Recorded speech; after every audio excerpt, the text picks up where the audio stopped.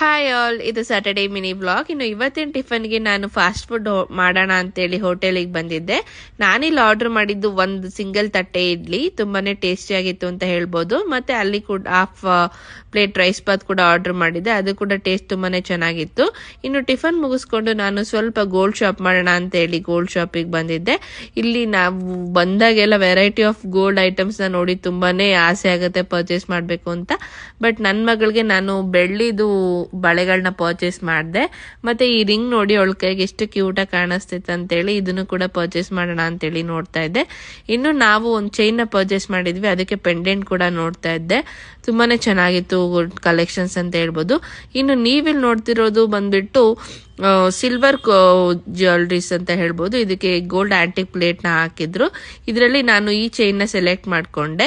ಇನ್ನು ಮನೆಗೆ ಬಂದು ಕಡಲೆಪುರಿ ತಿಂದು ಇವತ್ತಿನ ವ್ಲಾಗ್ ನ ಕಂಪ್ಲೀಟ್ ಮಾಡ್ತಾ ಇದೀನಿ. Thank you.